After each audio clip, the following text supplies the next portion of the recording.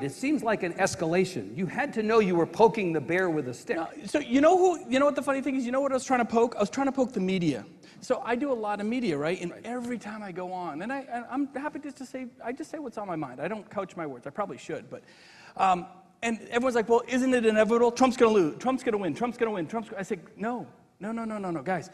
Understand that back in, when Bush was running against McCain, Bush was up, at this point in the campaign, Bush was up by 30 points. In New Hampshire, McCain beat him by 20, right? So Clinton, nobody's going to beat the Clinton Democrat machine, that little unknown guy named Barack Obama. Yeah, whooped her. So there's a lot to be played out. So it was more like saying, I'm not just saying Trump can lose because I'm hoping it.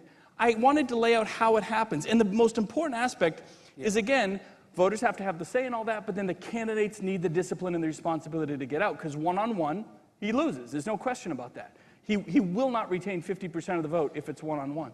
So, I mean, I guess if you think of it this way, if 7 or 8 candidates have the discipline to get out, he's toast. And so that's what it really comes down to. The voters will have the say, figure out who that one is. Everyone else has to have the discipline to get out at the right time, hopefully before Super Tuesday, and he's done. I want you to name names. Who specifically should get out?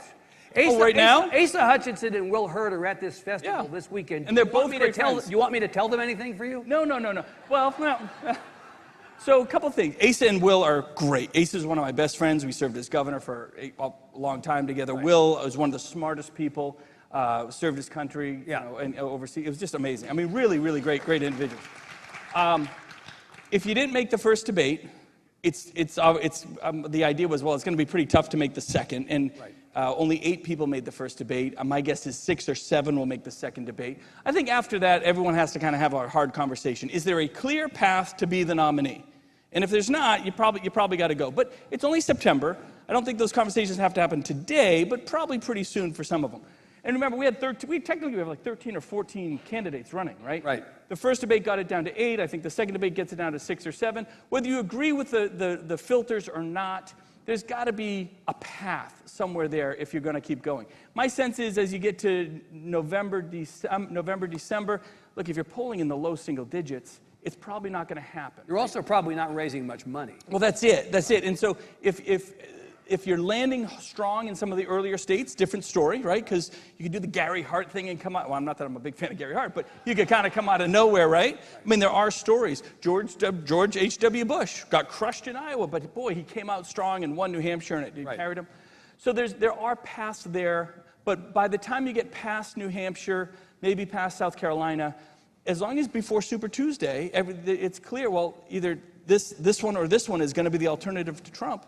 Everyone else gets out, and we're there. So I don't think anyone has to I can't believe he's not announcing he's not out of the race yet. I don't think we're there yet. But I think over the fall, there's time for that to happen, and in my sense it will. And by the way, it's not going to be like 2016. Remember 2016? Scott Walker gets out first and says, now everybody else should get out. No one did. No one got out.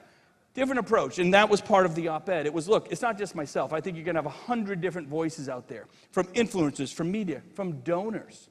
The donors have to be loud. Donors have to say, hey, man, I backed you with millions or whatever it is. You were my guy, but we all agree. Now, think of it this way. I'm a game theory guy, MIT, kind of dorky, but 8, let's just call the 8 candidates that are out there right now. They all have the same interest in Trump not being the nominee. So they all carry that same interest. But what they need to do is make sure that their selfish interest of staying too long and a little bit too much ego doesn't thwart that for everybody else. So if they do what they all agree they should do, it will be done. But if not, then it's going to be repeated. Boy, it's hard to wire around self-interest, right? Every one of those candidates who is not Trump looks in the mirror in the morning and sees a future president staring back, whether that's realistic or not. And that's why the donor base is really important. When the money dries up, when they know there's no future, when those folks, because I've been a candidate, and sometimes you think, oh man, people have put their money behind me, they believe in me, I got to see this all the way to the end, we're going to keep fighting. I don't want them to think that I gave up too early. The whole idea is if they get in and say, yeah, you should give it up. Right. I mean, for the sake of everyone, there's no clear path here. It's cool. We backed you. It's okay. Right. You cut off the supply. Yeah, that's it. So the op-ed, you said a lot of things about the former president, but this was also a line in the op-ed. Nearly 2/3 of Americans say they would likely not support Mr. Trump in 2024. Yeah. That's a pragmatic argument. If this guy's the nominee, you can't win. There's a significant number of people in the fall who will not support him in the fall.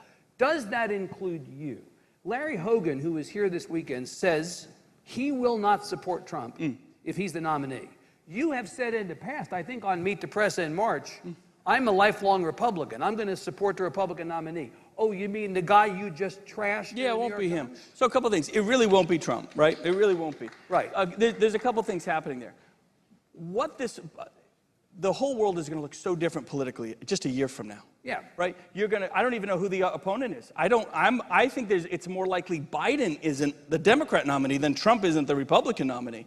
So what are the options? Who's the opponents? Who else is on the ballot? Right. Where's the indictments? Where's the Biden indictments? What's happening with the Democrats? There are so many other pieces to play out here. So, yeah, look, it's like saying, are you going to show up for your colonoscopy next year? Well, I intend to. I know it's the right thing to do, but I don't know if I'm going to walk in the office when the time is right, right? Governor, so you just don't know. Governor, respectfully, you wrote an op-ed saying we have to beat Trump because... To the Republican Party, right, sure. But that's the message to the Republicans. When it comes to the fall, this guy you just trashed, you're going to go, I'll pick him? Well, remember, everyone votes for somebody else.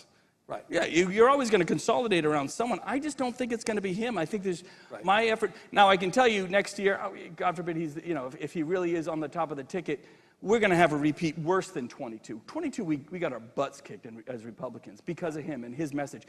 It wasn't even him, by the way. It was candidates like him got crushed. Imagine if he was on the ticket, right? So there are just so many independents that aren't coming back. There's so many Republicans. There's 5 or 10% at least of Republicans that are absolutely firm that are just, we're never going to do it again.